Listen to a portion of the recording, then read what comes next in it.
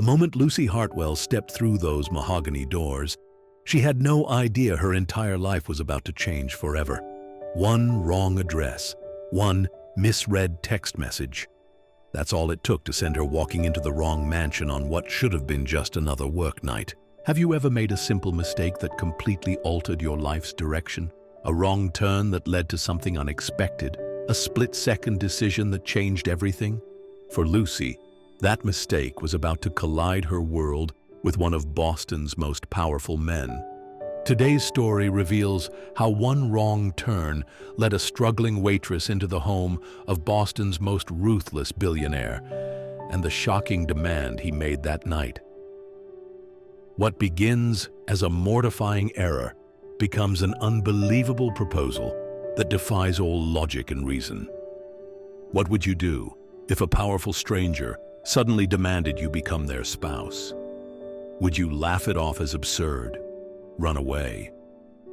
Or would some part of you wonder if this bizarre twist of fate might actually lead somewhere meaningful?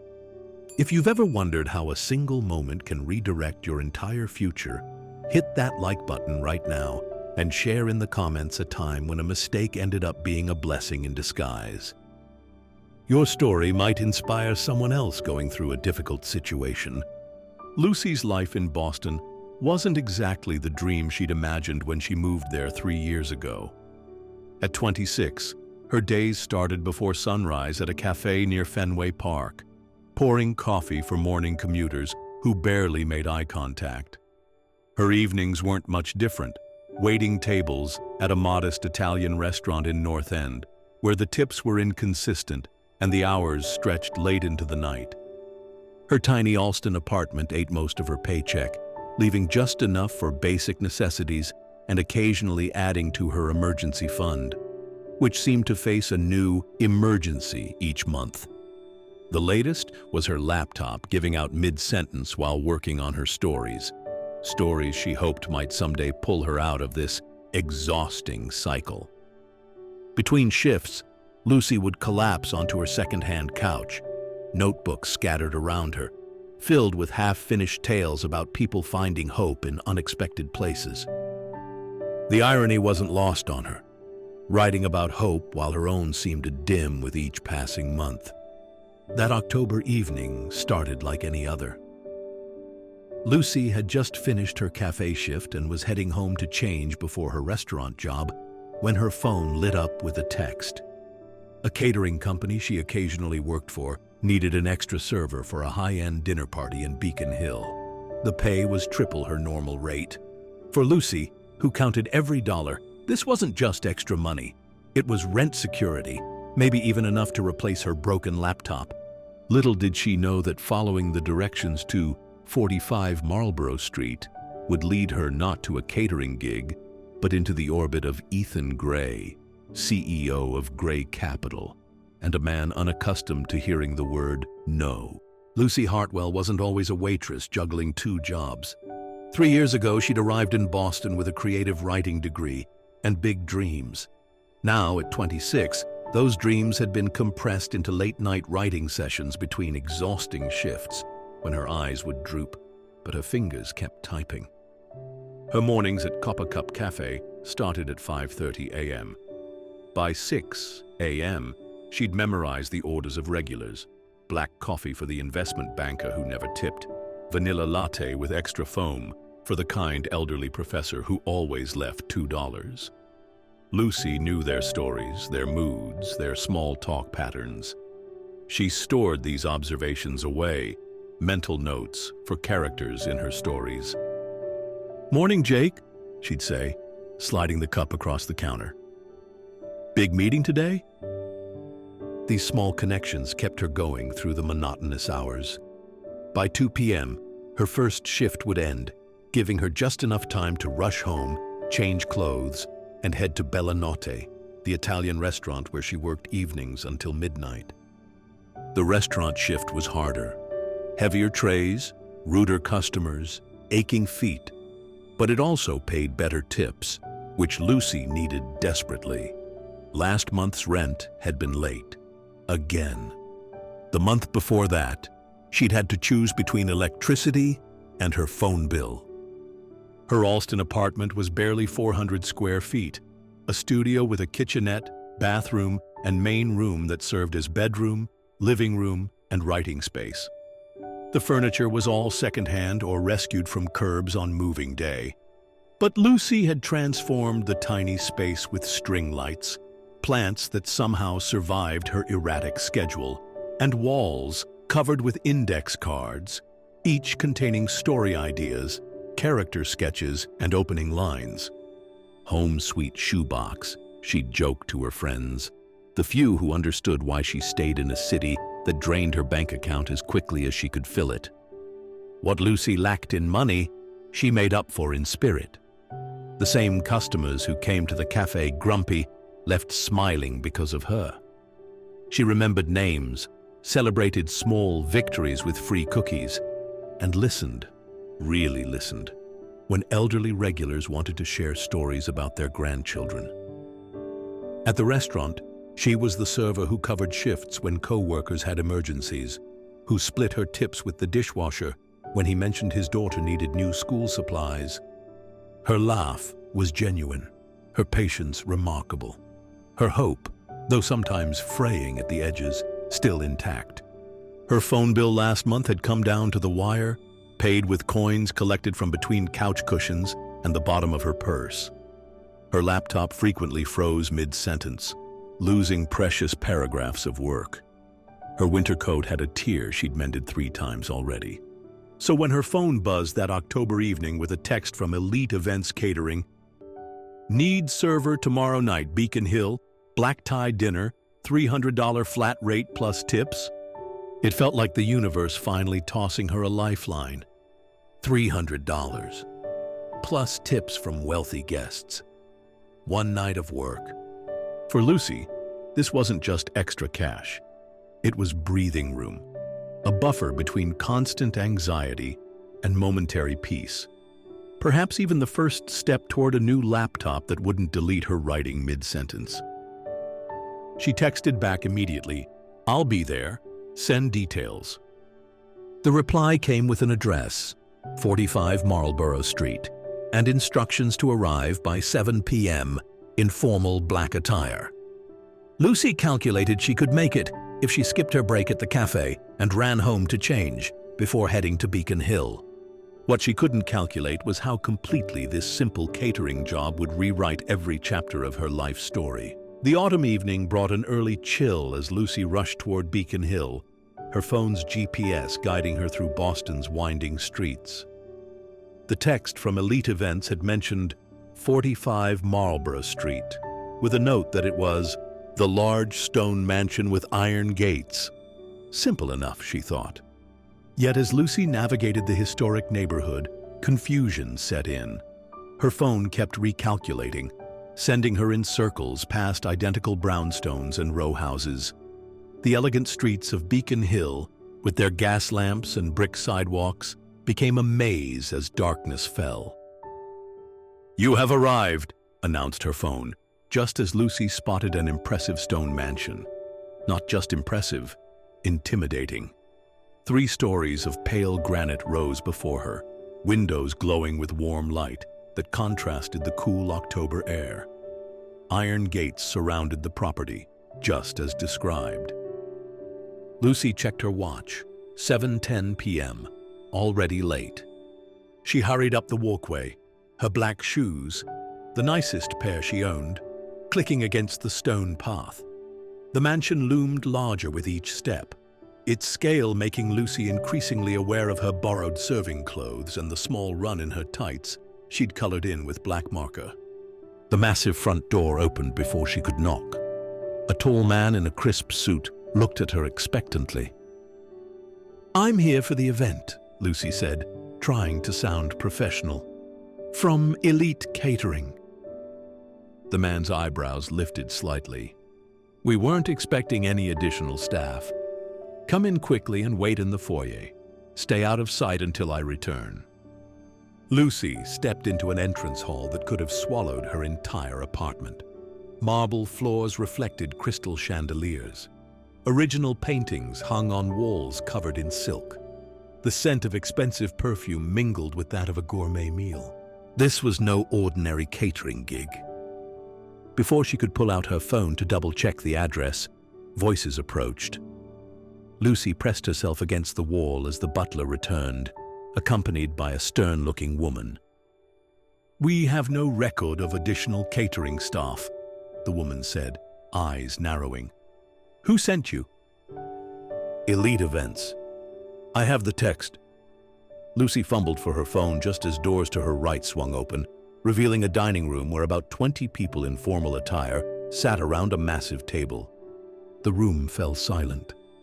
At the head of the table sat a man who commanded attention without effort. Tall, broad-shouldered, with dark hair and piercing gray eyes that locked onto Lucy with laser focus. His custom suit probably cost more than 6 months of her rent. "What's happening here?"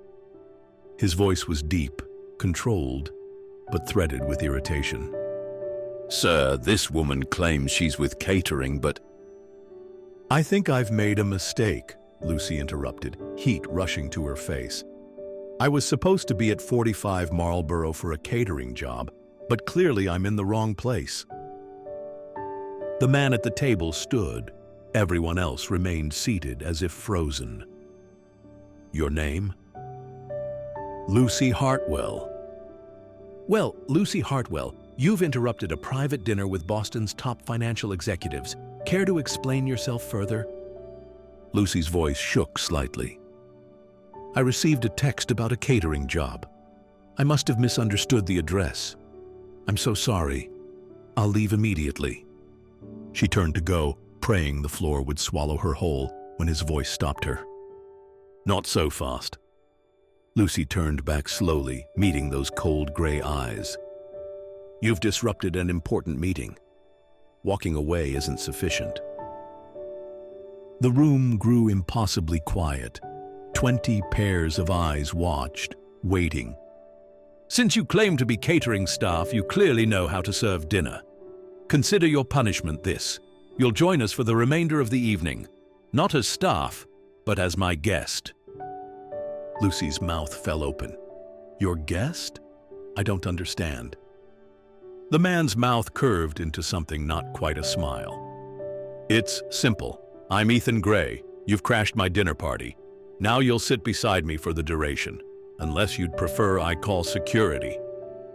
If you were Lucy, standing in that mansion with Boston's most powerful CEO demanding you join his dinner party, what would you do? Would you stay and face the awkwardness, or run out the door? Drop your answer in the comments below. I'd love to know how you'd handle this impossible situation. Minutes later, Lucy found herself seated beside Ethan Gray at the head of an imported mahogany table. The silverware setup alone contained more pieces than she owned in total. The executive to her right, a banking VP from London, glanced at her casual makeup and simple black dress with poorly concealed disdain. "Wine?" Ethan asked, his voice still carrying that edge of command rather than question. "Yes, thank you," Lucy replied, fighting the urge to grab the entire bottle. As the server, who actually belonged there, poured a deep red liquid into her glass, Lucy noticed the label. A wine that probably cost more than her monthly rent. The dinner resumed with tense discussion of market projections and acquisition strategies. Lucy recognized enough financial terms to know she was witnessing major business being conducted between bites of perfectly seared scallops and truffle risotto. "And what do you think about the Westbrook merger?" The question, directed at Lucy from a silver-haired man across the table, was clearly meant to expose her. She set down her fork. "I think everyone at this table already knows the smart financial play. What they're not discussing is the human cost, the 300 jobs that will vanish when you consolidate operations." Silence. Then Ethan's unexpected laugh cut through the tension. Perspective we rarely hear in this room. Refreshing. As the meal progressed, Lucy learned bits of Ethan's story through others' references. Born in Dorchester to a single mother who worked 3 jobs, scholarships to Boston Latin School, then Harvard. Started as an investment banker, built gray capital from nothing into a financial powerhouse within a decade. Now, at 34, he controlled billions in assets and had a reputation for brilliance matched only by his ruthlessness. "You're not what I expected," Ethan said quietly as dessert was served. "A clumsy waitress who crashes your power dinner? Someone who speaks honestly without agenda. These dinners usually involve hours of carefully crafted lies dressed as compliments." Lucy shrugged. "I don't have enough practice lying to be good at it." By the time coffee was served, the strangest thing had happened. The executives began addressing questions to Lucy, genuine questions about her perspective. Her natural humor emerged as she described her daily struggles, making even the stone-faced CFO from New York crack a smile. Ethan watched her, his cold mask slipping to reveal something like curiosity. When Lucy described her writing ambitions, he asked follow-up questions rather than dismissing them. Their conversation shifted to books they'd read, places they'd visited, dreams they'd pursued.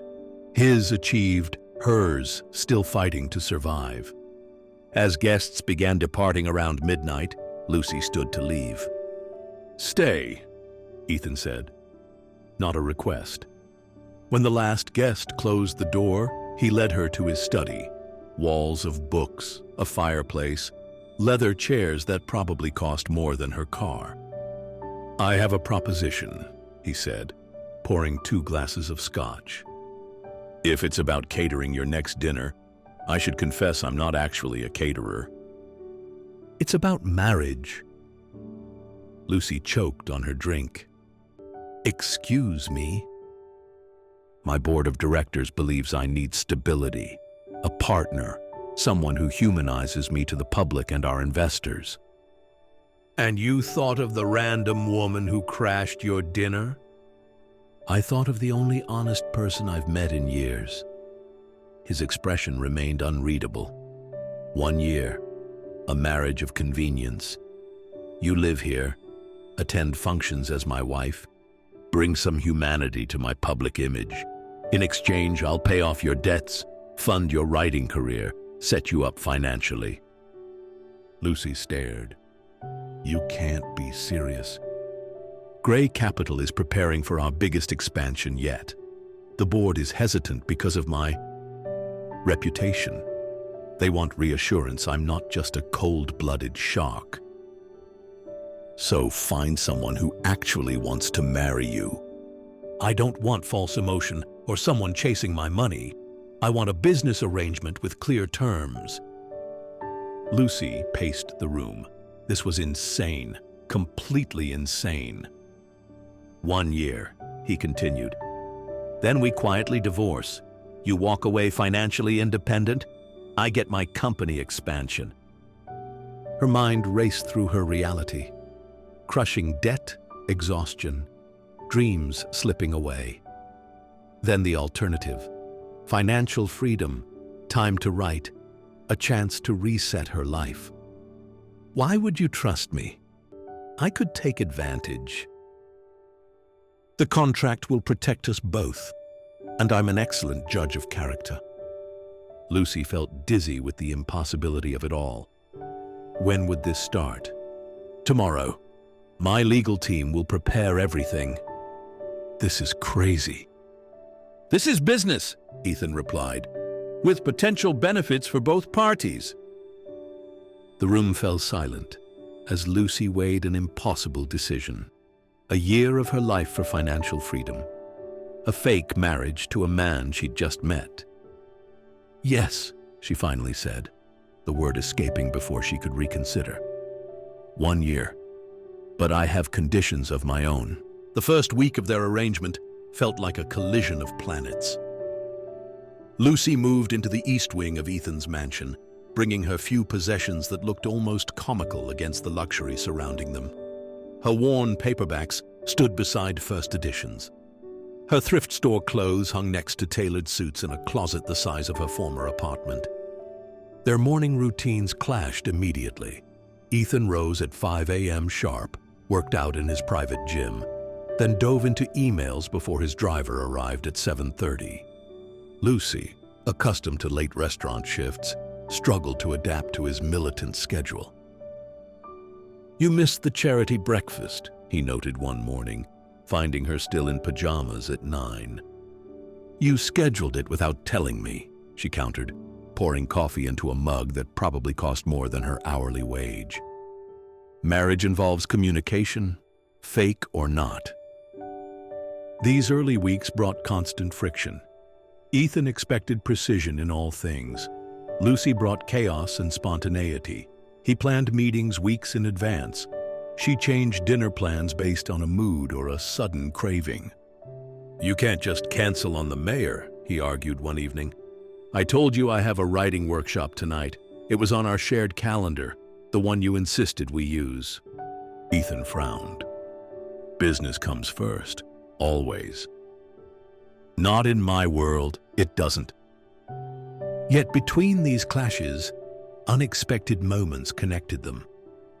One Sunday morning, Lucy convinced Ethan to skip his usual brunch meeting to visit the South End Farmers Market. He arrived in a suit. She made him change into jeans and a sweater. "Nobody wears Armani to buy tomatoes," she insisted. Walking among the stalls, Lucy watched Ethan transform. His rigid posture softened as they sampled local honey and artisanal bread. When an elderly vendor recognized him as that rich fellow from TV but couldn't recall his company, Ethan laughed, genuinely laughed, instead of correcting her. In turn, Ethan introduced Lucy to Boston's symphony, art galleries, and exclusive restaurants where chefs prepared meals tableside just for them. Her wide-eyed appreciation made him see these experiences anew. "You actually enjoy this, don't you?"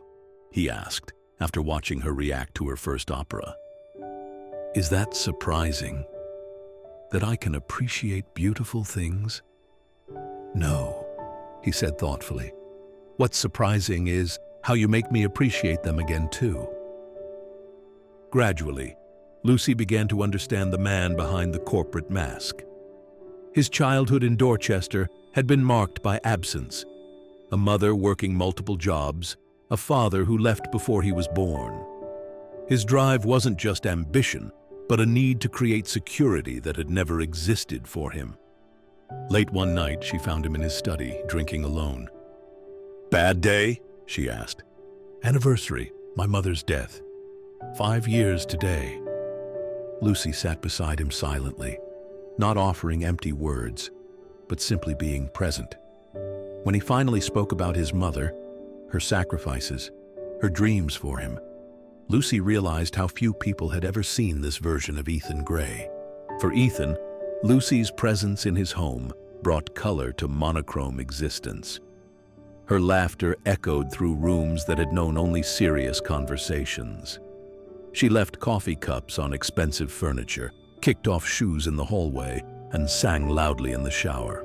His staff, initially shocked, began to smile more.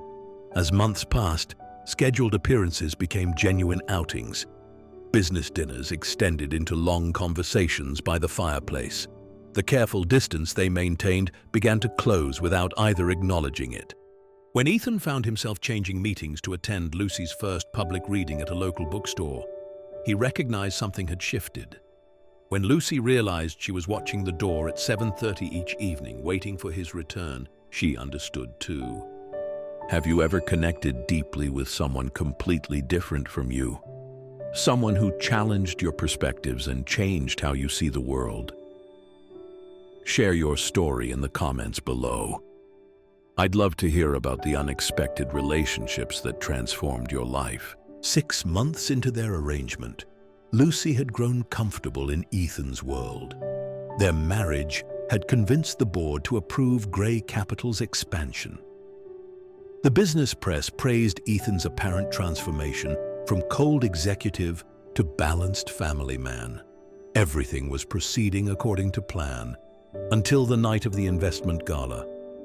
Lucy had excused herself early from the event, a headache building behind her eyes. Returning to the mansion to change, she passed Ethan's home office just as his video call with his attorney began.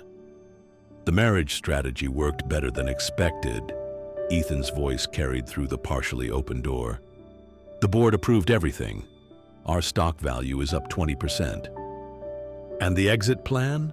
The attorney asked, still proceeding at the 1-year mark. Of course. This was always a business move.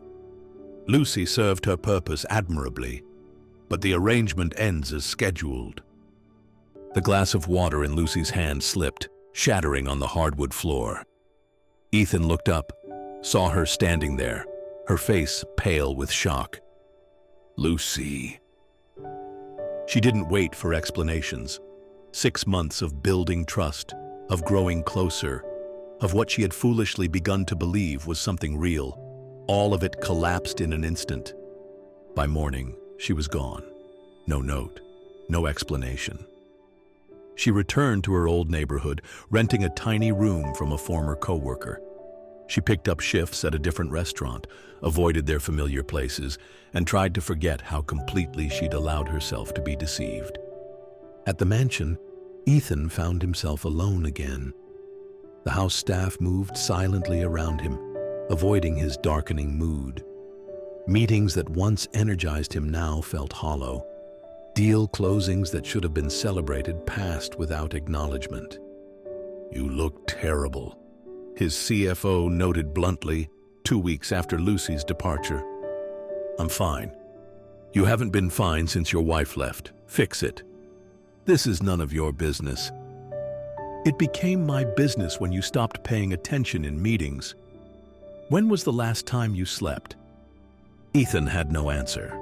His nights were spent staring at the ceiling, replaying Lucy's expression when she overheard his call. During the day, he found himself walking into rooms expecting to find her there, the absence physical and painful. After 3 weeks, he finally admitted the truth to himself. What had begun as a business arrangement had become everything. Without Lucy, his success meant nothing. It took another week to find her, not through his investigators or connections, but by remembering a small detail she'd once shared. A cafe in Cambridge where she went to write when she needed inspiration. The evening was cold when Ethan entered the cafe. Lucy sat in the corner, notebook spread before her, pen moving across the page. She looked up, sensing his presence, her expression freezing. 5 minutes, he said. That's all I ask? She didn't respond, but didn't leave either. Ethan sat across from her. What you heard was true once. In the beginning, when all of this started, it was a business decision. I know that. What you don't know is how completely that changed. How you changed me. Lucy set down her pen. Don't. I've spent 3 weeks in an empty house that used to feel like home because you were in it. I've closed the biggest deals of my career and felt nothing because you weren't there to tell. This wasn't real, Ethan. It was an agreement with an expiration date. Yes. And I was a fool to think my feelings would follow that schedule. He reached for her hand. She pulled away. I miss your coffee cups on my antique tables. I miss your singing in the shower at ridiculous hours. I miss you challenging me when I'm wrong. Tears formed in Lucy's eyes. I can't do this again. I'm not asking for our arrangement back. I'm asking for something real. He placed a small box on the table. No contracts, no terms, no expiration date. Lucy stared at the box, then at Ethan. How do I know this isn't another strategy? Because I'm terrified right now. And Ethan Gray doesn't get terrified about business moves. Her hand trembled as she reached for the box. 6 months later, Lucy and Ethan stood in the garden of the mansion where they had first met. This time, no contracts bound them, only vows spoken from the heart. The ceremony was small, intimate, with only those who truly mattered to them present. Lucy wore a vintage lace dress she'd found in a North End boutique, not the designer gown Ethan had offered to buy. "This one feels like me," she'd explained. He understood now the value of authenticity over appearance. Their vows reflected their journey. "I promise to see you, the real you, even when masks feel safer," Lucy said, her voice steady and sure. "And I promise to remember that the most valuable things can't be listed on a balance sheet," Ethan replied, the businessman's language transformed by love. What followed was more than just a marriage. It was a partnership that changed them both. Lucy's first book, a collection of short stories about finding hope in unexpected places, was published by a small press, then picked up by a major publisher when it became a surprise bestseller. She continued waiting tables one night a week at her old restaurant, not from necessity, but to stay connected to the world that shaped her. Ethan's transformation went beyond his personal life. Gray Capital established a foundation supporting educational opportunities for children from Dorchester. Business decisions now included questions no one at the firm had asked before. How will this affect the community? What's the human impact? Their story taught them lessons neither expected to learn. Lucy discovered that vulnerability required more courage than independence ever had. Ethan learned that true strength came not from control, but from opening himself to possibility. When a local reporter convinced them to share their unlikely love story, it spread far beyond Boston. Messages poured in from people who found hope in their journey. The single mother who took a chance on love again, the workaholic who reassessed his priorities, the struggling artist who didn't give up on her dreams. Their story resonated because it reflected a truth we all recognize. Sometimes the wrong turn, the mistake, the apparent disaster leads us exactly where we need to be. Lucy's GPS sending her to the wrong address wasn't a glitch in her journey. It was the true destination all along. Life rarely follows our careful plans. Its magic often hides in detours, mishaps, and apparent mistakes. The universe sometimes disguises our greatest blessings as our worst moments, if we have the courage to stay present through them.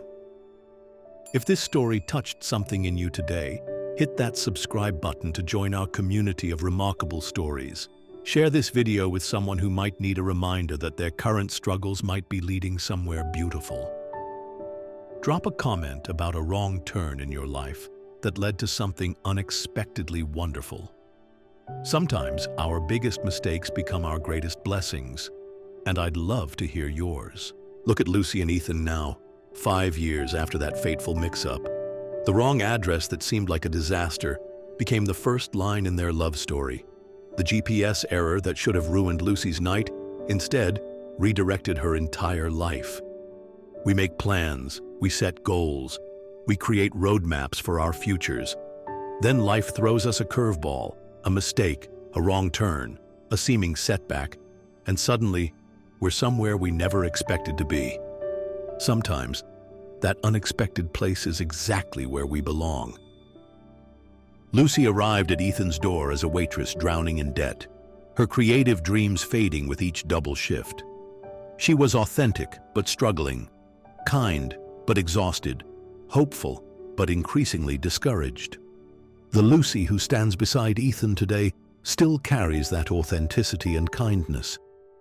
But now her hope flows outward, touching readers through her books and supporting other writers through the foundation she and Ethan created.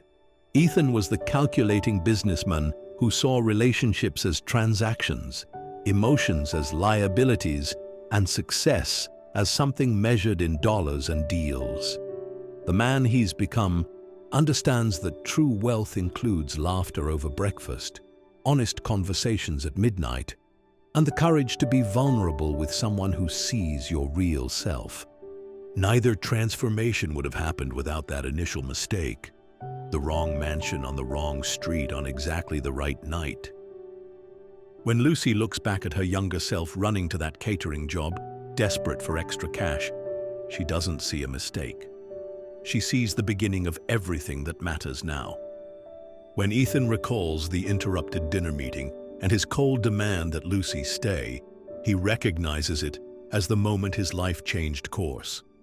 What appears broken might actually be breaking open. What looks like a detour might be your true direction. The disruption in your carefully ordered plans might be making space for something wonderful you never thought to wish for.